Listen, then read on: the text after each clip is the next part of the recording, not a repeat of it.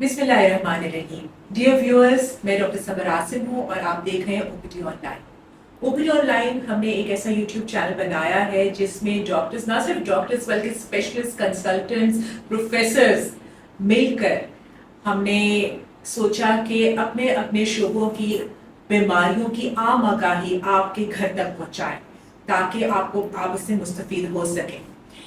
اسی تسلسل میں ایک اہم ٹاپک پہ بات کرتے ہیں اور وہ یہ ہے کہ فرٹیلیٹی فوڈز. سوال پوچھا جاتا ہے اکثر کہ جی فرٹیلیٹی کو بڑھانے کے لیے، تاکہ بچے ہونے کی جو طاقت ہوتی ہے جسم میں اس کو بڑھانے کے لیے کیا کھانا چاہیے. تو اس پہ ذرا ایسی جو آگاہی ہے وہ عام ملتی نہیں ہے، اس پہ عموماً بات بھی نہیں ہوتی. اسی لیے ہم نے اپنی OPD آن لائن کی گائنیکالوجسٹ پروفیسر فوزیہ امبر کو دوبارہ زحمت دی ہے. آئیے انہیں ویلکم کرتے ہیں.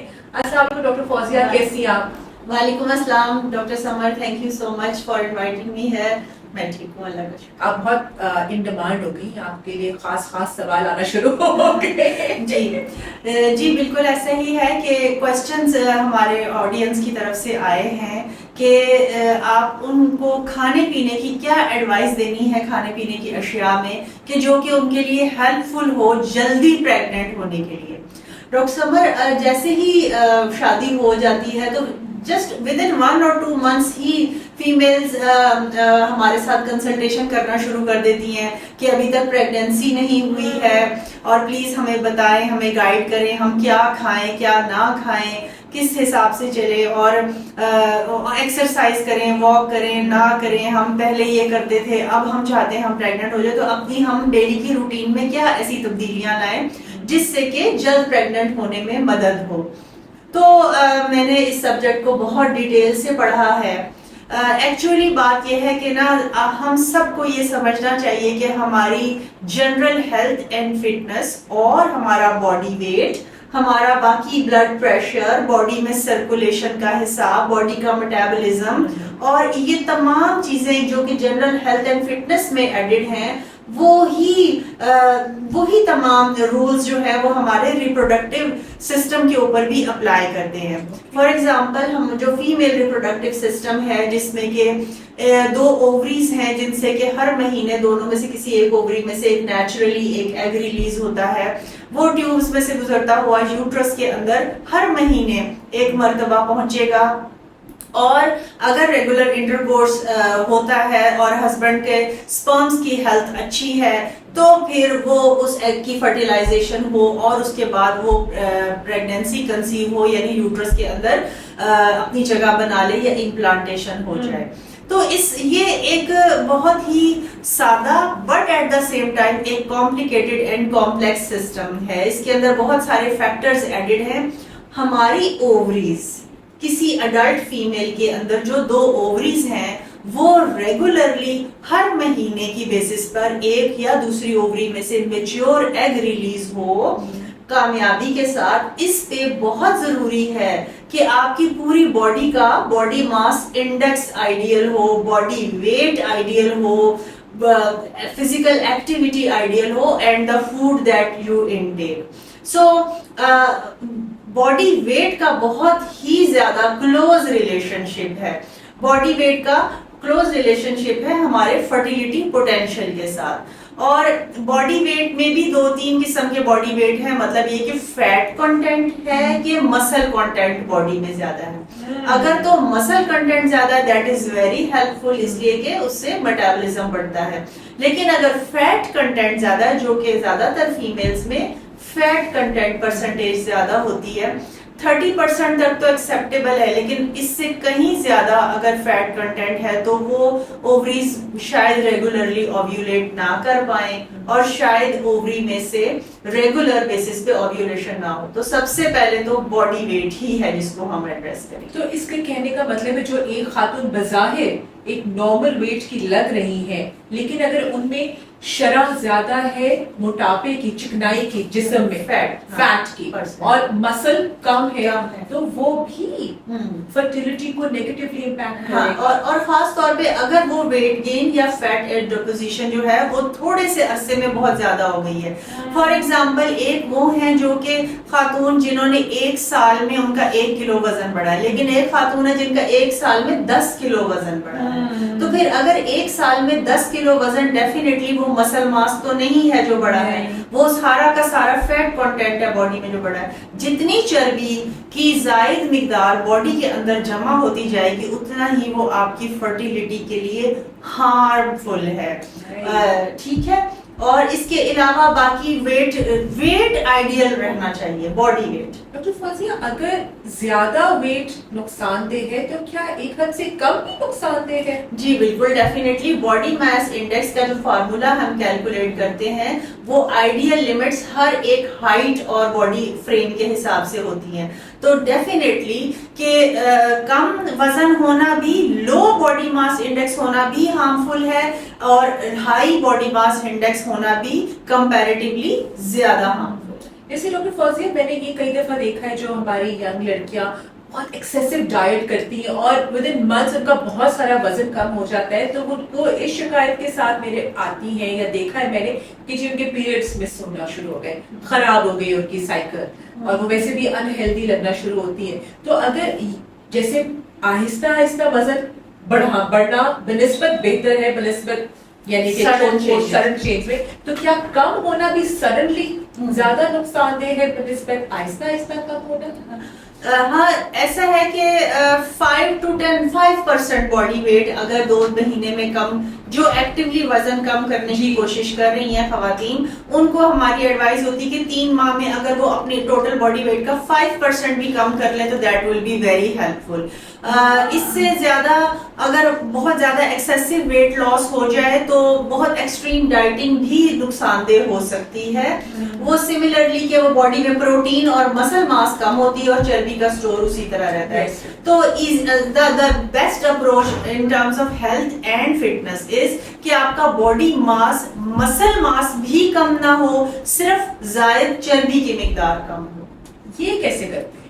یہ ہم فٹنس ایکسپرٹ سے مزید بات کریں گے کہ کیسے مسل ماس گین ہو اور فیٹ سٹور کم ہو. یہ مسل بلڈنگ ایکسرسائزز کے ساتھ ہی ایسا ممکن ہے جب آپ پروٹین ڈائٹ زیادہ لیتے ہیں. اب ہم انڈیویجول کمپوننٹس کی طرف جی کھانے کے انڈیویجول کمپوننٹس. ہاں ڈیفینیٹلی. اب اگر ہم انڈیویجول فوڈ کمپوننٹس یا فوڈ آئٹم کی بات کریں تو بیسٹ فارمولا تو یہی ہے کہ بیلنس ڈائٹ ہونی چاہیے جس میں کہ بنیادی اجزاء جو کہ کسی کی غذا کا حصہ ہوتے ہیں وہ ہے پروٹینز، کاربوہائیڈریٹس، چربی یا فیٹس، اور اس کے علاوہ باقی تمام جو منرلز اینڈ وائٹامنز اور فلوئڈ انٹیک. یہی مین کمپوننٹس ہیں ہمارے. اور اگر ہم نیوٹریشن کی طرف جائیں تو میٹ اینڈ پولٹری آئٹمس ہیں، ملک اینڈ ملک پروڈکٹس ہیں، ویجیٹیبلز ہیں، فروٹس ہیں اور نٹس ہیں.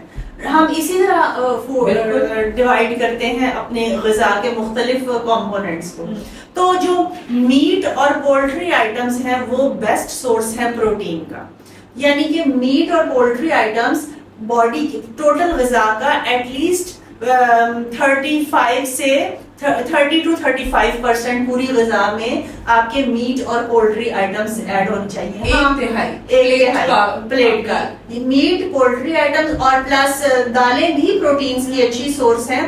تو اگر آپ ان کو کبھی کبھار میٹ اور پولٹری آئٹمس کو کبھی دال کے ساتھ، مختلف قسم کے بینز اور دالوں کے ساتھ ریپلیس کر لیں، کسی دن بینز اور دالیں اور کسی دن میٹ اینڈ پولٹری، تو اس طرح سے آپ اس کی ریپلیسمنٹ کر سکتے ہیں. تو وہ 30% یا 35% آپ کی ڈائٹ کا اوور آل 24 گھنٹے کی ڈائٹ میں پروٹین کی اتنی اچھی مقدار ہونی چاہیے. اس کے بعد کاربوہائیڈریٹس ہیں. اب کاربوہائیڈریٹ بھی ہمارے پاس اسٹارچز کی شکل میں بھی ہے اور فاسٹ اور ریفائنڈ شوگر بھی ہے. سو دا بیسٹ تھنگ از کہ اگر آپ کی پوری باڈی، پوری غذا کے جتنی کیلوری کی ریکوائرمنٹ ہے اس کا 50% کیلوریز کاربوہائیڈریٹ سے آنی چاہیے. لیکن اب کاربوہائیڈریٹ میں بھی یا آپ کے سامنے دو آپشنز ہیں, یا آپ پھل اور سبزیاں اور اناج لیں, سیریلز جن سے کہ آپ کو کمپلیکس کاربز یعنی سٹارچز ملیں گے, یا آپ وہ فائن ریفائنڈ فاسٹ کارب لیں جس کو کہ ہم جنک فوڈ کہتے ہیں. کاربوہائیڈریٹس ہمیں اس سے بھی مل جاتے ہیں, لیکن جو سفید آٹا, میدا سے بنی چیزیں, سفید چاول اور فاسٹ فوڈز یعنی کہ شاورما, برگر, پیزا اور سفید آٹے سے بنی حلوائی کی دکان سے جو ریفائنڈ شوگر, مٹھائیاں, سموسے, fried items, you understand, bakery items, یہ سب فاسٹ کاربوہائیڈریٹس ہیں, ریفائنڈ شوگرز ہیں. They are comparatively more harmful. Fast sugars آپ کی باڈی میں نہ صرف یہ کہ زیادہ شوگر کی مقدار کو نہ صرف زیادہ بڑھا دیتے ہیں باڈی میں, جس کی وجہ سے کہ سارے ہارمونل سسٹمز متاثر ہو سکتے ہیں.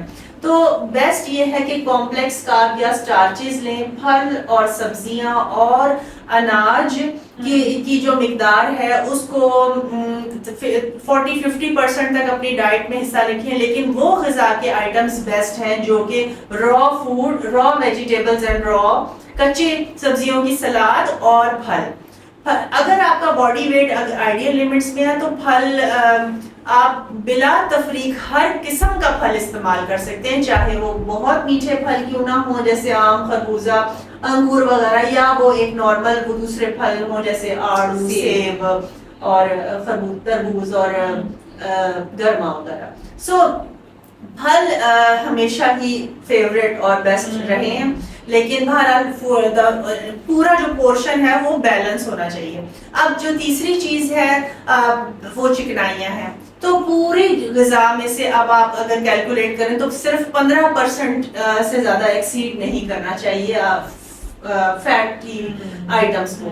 تو چاہے وہ ویجیٹیبل آئل یعنی کوکنگ آئل ہو جائیں, یا اگر آپ کا body weight with in ideal limits ہے تو گھی یا دیسی گھی, بٹر, آئل یا ویجیٹیبل آئل, کوکنگ آئل سب ہی اچھے ہیں. اگر کوکنگ آئل بھی اگر گڈ کوالٹی کا ہے, اور خاص طور پہ جو اولیو آئل کے بارے میں بھی بہت زیادہ اس کی تعریف کی جاتی ہے کہ زیتون کا تیل بیسٹ کنسیڈر کیا جاتا ہے, لیکن بہرحال سیچوریٹڈ فیٹ یعنی اصلی گھی اور اصلی بٹر بھی they are also very good. میں اب ہمارے پاس ایویڈنس ایکومولیٹ ہوتی جا رہی ہے کہ دیز فیٹس آر بالکل منع کریں, پہلے تو انڈے نہیں کھاؤ, بٹر نہیں کھاؤ, پھر اب چلے کہ توازن میں بیلنس میں ایز لانگ ایز آپ کا باڈی ویٹ مینٹین ہے. تو پھر اگر پلیٹ آپ نے بنائی تو اس میں آپ نے بتایا کہ 1/3 کو پروٹین رکھ دیا ہم نے, پھر 40 to 45 50% ہم نے اناج اور ہم نے کمپلیکس جیسے آلو کر دی, اور باقی آپ کا تھوڑا پھل سبزی ہو گیا. اور اس کے علاوہ یہ 24 گھنٹے کی غذا ہے. ظاہر ہے ہمارا یہ اگر 3 ٹائم کے میلز ہیں تو پھر درمیان میں کچھ اسنیک ٹائمز بھی ہیں, تو اسنیک ٹائمز میں بہتر ہے کہ جو نٹس ہیں نا وہ ریپلیس کرتے ہیں اسنیک ٹائم کو. بہت سارے میرے ایسے کیسز ہیں اور پیشنٹس ہیں کہ جب وہ پہلے بہت ایکسٹینسو ڈائٹنگ کرتی رہی, ان کو پریگنینسی نہیں ہوئی, اور جب انہوں نے کہا کہ نہیں چھوڑو اب تو میں اخروٹ اور مونگ پھلی اور بادام بھی کھانا شروع کر دوں گی, تو ان کو نیچرلی پریگنینسی ہو گئی. تو اس نٹس میں یعنی کہ جتنے بھی ڈرائی فروٹس اور نٹس ہیں ان کے اندر اسینشیل فیٹی ایسڈز ہوتے ہیں. اسینشیل فیٹی ایسڈز بھی بہت ضروری ہیں اووری کی ہیلتھ کے لیے, اور یوٹرس کے اندر جو انوائرمنٹ ہے جس میں کہ پریگنینسی ہونی ہے اس کی ہیلتھ کے لیے بہت ضروری ہے.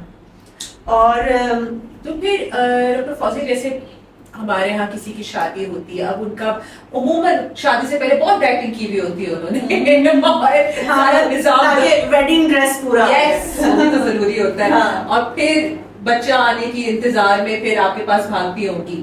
تو پھر اس وقت آپ نے جیسے بتایا کہ جن کا ویٹ آئیڈیل نہیں ہے یا کم ہے یا زیادہ ہے, تو وہ آہستہ آہستہ ٹورڈز آئیڈیل باڈی ویٹ آئیں, اور یہ ساری ایک بیلنسڈ غذا لیں. اور اس میں جو مجھے ڈرائی فروٹس کی بڑی اہمیت کا پتہ چلا آج, کہ وہ ضرور شامل رکھیں. They are essential. اس کے اندر وہ تمام اسینشیل فیٹی ایسڈز DHA اور اس طرح کے لینولینک ایسڈ, یو انڈرسٹینڈ, یہ جو اسینشیل فیٹی ایسڈز ہیں ان کا تو best source dry nuts ingredients ہیں ہمارے لیے, بادام اور اخروٹ. ہاں جی. اچھا تو پھر جو فاسٹ فوڈز ہیں, ہاں جی, نہیں, جو فوڈ اوائڈ کرنے ہیں ڈیفینیٹلی وہ وہی ہے مائکرو ویو ہوئے ہوئے پاپ کارنز اور پروسیسڈ فوڈ آئٹمس, پروسیسڈ جن کو آرٹیفیشل طریقے سے تیار کیا گیا ہے. پروسیسڈ فوڈ آئٹمس کو اوائڈ کرنا ہے, چاہے وہ پروسیسڈ ساسیجز کی شکل کا میٹ ہو, پروسیسڈ برگر پیٹی ہو, یا وہ پروسیسڈ پاپ کارنز ہوں, سملرلی فزی ڈرنکس اور فاسٹ فوڈز, اس طرح کی چیزوں کو. بہت سارے جو ہے نا وہ یہ سافٹ ڈرنکس اور اچھا یہ جو مارجرین ہوتا ہے فیٹ, یہ بھی پروسیسڈ فارم آف آئل ہے. Butter is better, butter is better. اصلی گھی اور اصلی جو خالص مکھن ہے دیسی, وہ اس کی کنٹینٹ بہت بہتر ہے بجائے اس کے کہ آرٹیفیشل مارجرین. بڑا فیٹ چلا تھا مارجرین کا, بٹر چھوڑو مارجرین لاؤ. اچھا, اور ڈرنکس تو فزی ڈرنکس تو خیر کسی کو بھی نہیں پینے چاہیے. نہیں, وہ تو ہے نا بیسک شاید بیلنس ڈائٹ ہم سب کے لیے, ایکسرسائز ایک اس میں بیلنس میں سب کے لیے. میرا تھوڑا سا ٹچی پوائنٹ ہے اور اسموکنگ کیا ایک ایسی خاتون کو کرنی چاہیے یا بالکل نہیں کرنی چاہیے یا کم کرنی چاہیے جو کہ پریگنٹ ہونے کی خواہش مند ہے؟ جی, نیکسٹ سوال میرا پھر ہسبینڈ والے کے لیے ہوگا. بالکل ایسے ہی. جو کپلز خواہش مند ہیں کہ ان کو جلدی پریگنینسی ہو جائے, ان کو اسموکنگ سے اوائڈ کرنا چاہیے. میں اسپیشلی ہسبینڈس کی بات کر رہی ہوں, اس لیے کہ پھر وائف پیسو اسموکر ہو سکتی ہیں, اور اسموکنگ اسپرمس کی ہیلتھ کے لیے ہارمفل ہے. سملرلی الکوہل انٹیک اسپرمس کی ہیلتھ کے لیے ہارمفل ہے. ویسے جنرلی اور بہت سارے میڈیکل ڈس آرڈرس بھی ہیں جو کہ اسپرمس کی ہیلتھ کے لیے, جیسے ڈائبٹیز از ناٹ گڈ. لیکن یہ کہ ابھی ہم چونکہ صرف غذا پہ بات کر رہے ہیں, تو پھر غذا ہسبینڈ کی بھی باڈی فٹنس اور ہیلتھ کے لیے یہ تمام غذائی اصول اتنے ہی امپورٹنٹ ہیں جتنی کہ وائف کی ہیلتھ کے لیے امپورٹنٹ ہے. اور جو اگر حاملہ خاتون یا جو پریگننٹ ہے وہ خود اسموکنگ کرے تو اس کا کوئی برا اثر, یعنی کہ اگر پریگننٹ ابھی نہیں ہوئی ہے یا اگر ہو گئی ہے تو اس کا اثر بچے پہ کیا ہوتا ہے؟ ہاں, پریگنینسی میں بھی اسموکنگ کے ہارمفل افیکٹ ہیں بنتے ہوئے بچے کے اعضاء کے اوپر اور ڈلیوری کے بعد بھی, دونوں صورتوں میں. اور بیبی کی بچے کے اندر جو گروتھ ہے, ماں کے اندر جو بیبی کی نشو و نما ہے, وہ اس کے اوپر بھی ہارمفل افیکٹ ہے اسموکنگ. آپ نے پیسو اسموکنگ کا لفظ استعمال کیا, اس پہ ذرا وضاحت کر دیجیے پلیز. جی, پیسو اسموکنگ کا مطلب یہ ہے کہ of course couple is living together, تو ہسبینڈ اگر اسموکنگ کر رہے ہیں تو وہ دھوئیں میں جو بھی کیمیکلز کی مقدار ہے, ہارمفل کیمیکلز کی, وہ سیم مقدار گھر میں بھی جو فیملی ممبرز ہیں ان کے بھی تو لنگز میں وہ اسی طرح فضا میں سے, تو وہ بھی اسموکر بنے ہوئے ہیں ان کے ساتھ, وہ بھی ان کے ساتھ پیسو اسموکر بنے. بہت خطرے کی بات ہے. صحیح. تو ہمیں کیا کھانا چاہیے, کیا نہیں کھانا چاہیے, ایکسرسائز کرنی چاہیے, وزن کا خیال رکھنا چاہیے, بری عادتیں ان ٹرمز اسموکنگ, الکوہل کا پتہ چل گیا. ایک بات میں یہاں ایڈ کرنا چاہوں کہ جب آتی ہیں نا پیشنٹس کلینک میں اور ان کے ساتھ ان کی فیملی ممبرز ہوتی ہیں, جو ان کی سینئر فیملی ممبرز ہوتی ہیں, وہ کہتی ہیں میڈم یہ نا جم نہیں چھوڑ رہی, ہم اس کو کہتے ہیں جم جانا بند کر دو, اب تم پریگننٹ ہونا چاہتی ہو لیکن یہ پھر بھی ایکسرسائز کرتی ہے, واک کرتی ہے. تو میں ان کو کہتی ہوں کہ تو اٹ از ناٹ ہارمفل, وہ ضرور جائے جم, وہ ضرور کرے ایکسرسائز, اگر وہ واک کرتی ہے تو کرے. یہ تمام اچھی فزیکلی ایکٹیو ہونا, ہفتے میں 4 دن ایکسرسائز کرنا, ڈیلی واک کرنا, یہ سب چیزیں ضروری ہیں. ان سے جسم کے اندر بلڈ کی سرکولیشن اچھی رہتی ہے, باڈی کے اندر خون میں جو ٹاکسک مادے ہیں وہ یورین کے ذریعے باہر نکل جاتے ہیں, میٹابولزم ایکٹیو رہتا ہے. جتنی ریگولر ایکسرسائز کرنے کے فائدے ہیں اور اس کا کوئی نقصان نہیں ہے. صرف یہ ہے کہ اگر وہ بہت ہائی امپیکٹ ایتھلیٹ ہیں تو پھر یہ ہے کہ ہاں شاید پریگنینسی اگر ہو جائے تو وہ جو ایتھلیٹس ہوتے ہیں جو کہ بہت ہائی امپیکٹ ایکسرسائز کر رہی ہوتی ہیں, جن کا جو پروفیشنلی اسپورٹس میں ہوتی ہیں, ان کو تھوڑا بہت اپنی فزیکل ایکٹیویٹی کو تھوڑا کٹ ڈاؤن کریں, انٹینسٹی کو کم کر لینا چاہیے. ادروائز 99.9% خواتین تو اسپورٹس ویمن نہیں ہوتی ہیں, وہ تو صرف ریگولر ایکسرسائز, واک, اگر مجھے تو لگتا ہے 2% خواتین بھی جم نہیں جاتی ہیں, تو جو جم اگر جا رہی ہیں وہاں پہ ٹریڈ مل پہ واک کر رہی ہیں یا تھوڑی بہت stretching exercise, aerobics, yoga, they are all very good for general health. اور میرا خیال ہے اس موقع کا ہم فائدہ اٹھائیں اور اپنے خواتین سارے ویورز تک یہ بات پہنچائیں کہ چاہے آپ کا وزن بالکل ٹھیک بھی ہو, پھر بھی ریگولر ایکسرسائز ہمارے لیے کتنی ضروری ہے. ہم بالکل اس کو پروموٹ نہیں کرتے, اگر ایکسرسائز کر رہے ہو اور وزن مناسب ہو تو بلکہ کہتے ہیں تم کیوں کر رہی ہو, بہت ضروری ہے. اور ہماری خواتین تو بالکل نہیں اس طرح, ان کو اس کی افادیت کا اندازہ نہیں ہے, ٹریڈیشن بھی نہیں ہے, کلچر نہیں ہے, اویئرنیس نہیں ہے. بٹ فوزیہ, آپ کو کامنسٹ آپ سے سوال کیا پوچھا جاتا ہے فرٹیلٹی کے حوالے سے, کیا پرابلمس ہمارے کلچر کے لوگوں خواتین کو ہوتی ہے؟